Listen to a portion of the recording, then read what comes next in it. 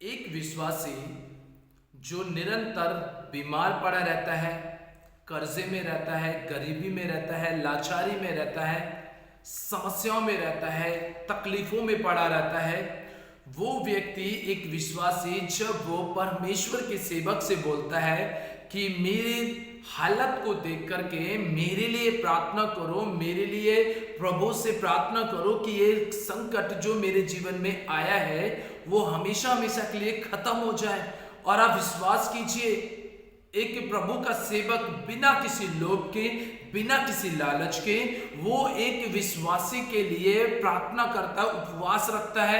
एक दिन का रखे, चाहे 3 दिन का रखे, पूरे सप्ताह का रखे। एक प्रभु का सेवक अपने विश्वासी परिवार को बचाने के लिए एक पास्टर अपने जीवन में दुख उठाता है और उस परिवार को जो बुरी हालत से होकर के गुजर रहा है उसे बुरी हालत से निकाल करके एक अच्छे रास्ते पे ले जाने के लिए, एक अच्छी परिस्थितियों में ले जाने के लिए एक प्रभु का सेवक अपने परिवार तक का सही से पालन पोषण नहीं कर पाता, अपने परिवार का भी वो अच्छी तरीके से देखभाल नहीं कर पाता है। अपने बच्चों को भूखा रख लेगा, अपनी पत्नी को भूखा रख लेगा, खुद भूखा रह लेगा, लेकिन उस विश्वासी परिवार के लिए दुख उठाएगा और कहेगा कि प्रभु मैं चाहता हूं मेरे भाई, ये मेरी बहन, ये इस मुसीबत से बाहर निकले, कर्ज इसके अंदर से खत्म हो, बीमारी इसके ऊपर से खत्म हो, तकलीफें इसके जीवन से खत्म हो। एक प्रभु का सेवक का हृदय और उसका मन का बोझ देखिए। आगे हम इस विषय में और बात करेंगे। इससे पहले मैं आप सबों का हमारे जयवंत मिनिस्ट्री भाजपुर के यूट्यूब चैनल पर हार्दिक स्वागत करता हूं।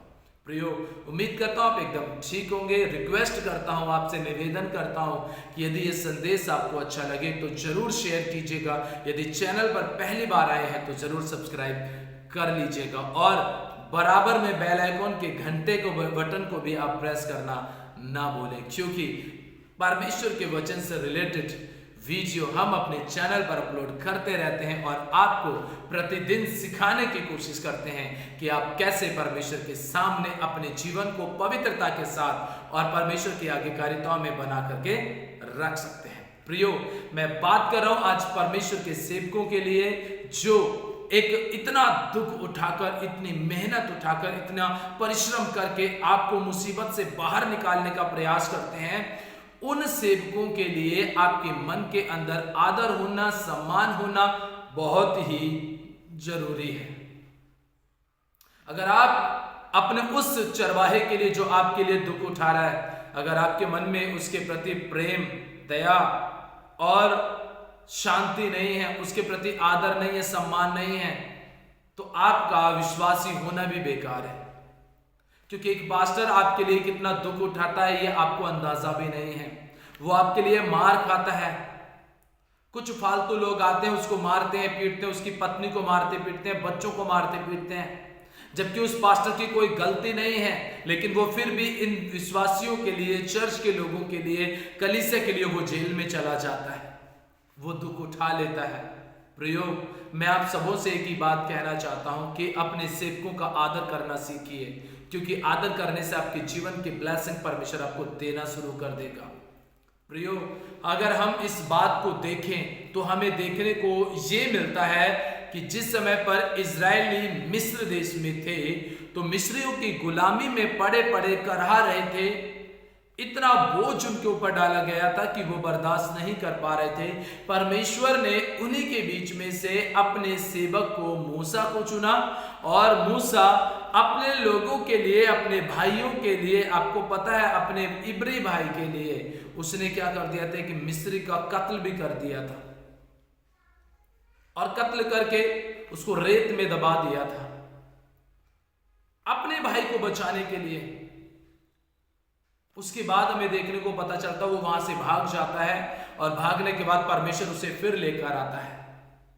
जिस मूसा के द्वारा परमेश्वर ने इजरायलियों को मिस्र की गुलामी में से छुड़ाया, मिस्रियों के सामने परमेश्वर ने, इजरायलियों के सामने परमेश्वर ने मिस्री लोगों के ऊपर 10 ऐसी विपत्तियां भेजी जिनके द्वारा हमें यह सीख मिलती है कि अगर आप परमेश्वर की आज्ञा का उल्लंघन करोगे, परमेश्वर के लोगों को गुलाम बनाओगे, तो परमेश्वर भयंकर विपत्तियां देकर तुम्हारी ताड़ना करता रहेगा।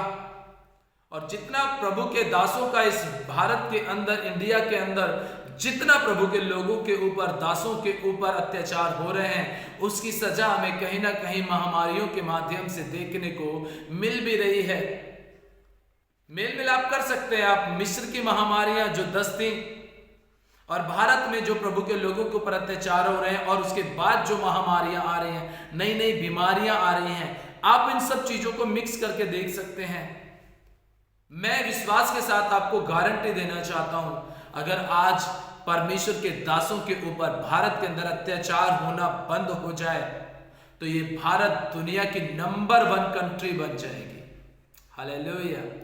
क्योंकि परमेश्वर अब्राहम के द्वारा ब्लेस करेगा। प्रियो, जब मूसा निकाल करके लेकर आता है मिस्र में से इजरायलियों को, उनके सामने लाल समुद्र आता है, वहां कुड़कुड़ाते हैं। लाल समुद्र को मूसा 2 भाग करता है। वहां से निकल करके जब वो आगे चलते हैं, तो उसके बाद में पीने का पानी जो उन्हें कड़वा मिलता है, वो फिर कुड़कुड़ाते हैं उसके ऊपर। परमेश्वर से वो प्रार्थना करता है, परमेश्वर उसे एक पौधा बताता है और वो पौधा पानी में डालने के लिए कहता है, तो कड़वा पानी भी मीठा हो जाता है। वहां से वो कुछ दूर और आगे निकलते हैं। जब हम निर्गमन 17 अध्याय पढ़ते हैं, तो वहां पे लिखा है कि इजराइल की सारी मंडली सीन नामक जंगल से निकल करके और यहोवा के आज्ञा अनुसार कूच करके रपीदीम में अपने डेरे खड़े किए।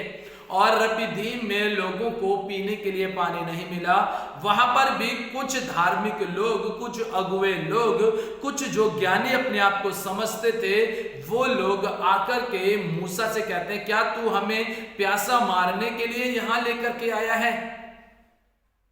आज भी कुछ लोग कलीसिया के अंदर ऐसे हैं, कलीसिया के अंदर कुछ लोग ऐसे पाए जाते हैं जिन्हें थोड़ा सा बाइबल का ज्ञान हो जाए, वो पास्टरों से सवाल जवाब करने लगते हैं। थोड़ा सा चर्च के अंदर कुछ दान दे दे तो उसका हिसाब किताब मांगना शुरू कर देते हैं। अरे थोड़ा सा तो कम से कम दिमाग लगाओ। एक प्रभु का सेवक जो सिर्फ प्रभु की सेवकाई के लिए अपने आप को समर्पित करता है, अपने परिवार को समर्पण करता है, क्या आप उससे सवाल जवाब करने के हकदार हैं? क्या बाइबल में आपको अथॉरिटी दी गई है, आपको अधिकार दिया गया है कि आप एक प्रभु के सेवक के साथ सवाल जवाब करें? है क्या आपके पास अधिकार? आपको सीखना है तो आइए उसके पास और कहिए कि हम परमेश्वर के वचन को सीखना चाहते हैं, वो सिखाएगा।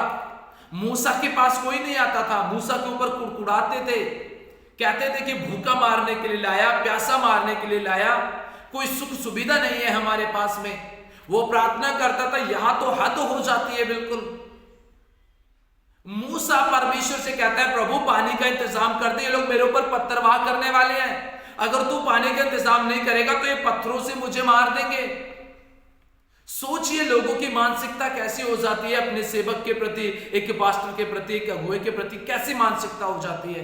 एक सेवक, एक पास्टर जो अपने लोगों के लिए इतना दुख उठाता है, इतनी मेहनत करता है, इतना परिश्रम करता है, अपने परिवार को भूखा प्यासा रख कर कलीसिया की जरूरतों को पूरा करता है, कलीसिया के लिए पूरे बोझ के साथ प्रार्थना करता है, उसी अगुए के लिए लोगों की मानसिकता इतनी खराब हो जाती है, इतनी बिगड़ जाती है कि वो उसके लिए कुड़कुड़ाना शुरू कर देते हैं, वो उसके ऊपर बुड़बुड़ाना शुरू कर देते हैं। और यही चीज उनके जीवन के लिए सबसे ज्यादा खतरनाक पैदा होती है, सबसे ज्यादा हानिकारक हो जाती है। मूसा ने प्रार्थना की तो परमेश्वर ने कहा, भाई तू मुझसे क्यों प्रार्थना करता है? तेरे हाथ में लाठी है और लाठी का इस्तेमाल कर।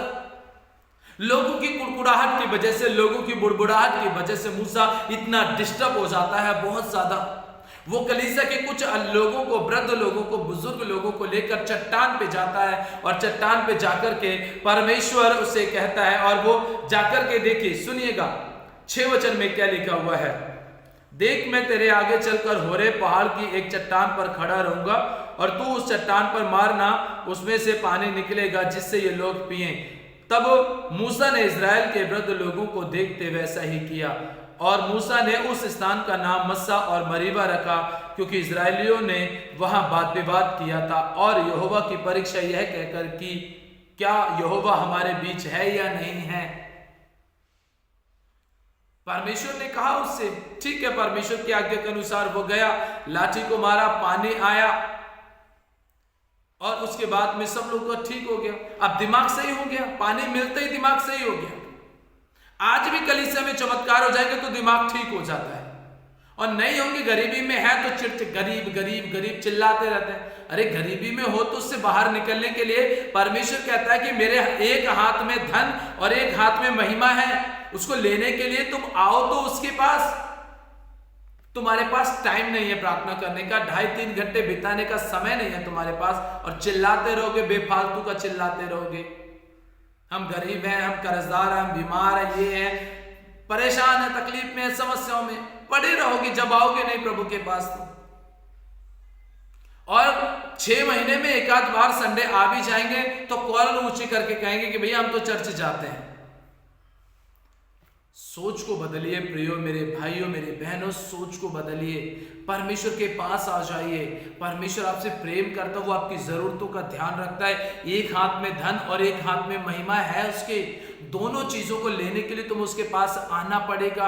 आप आओ उसके पास में।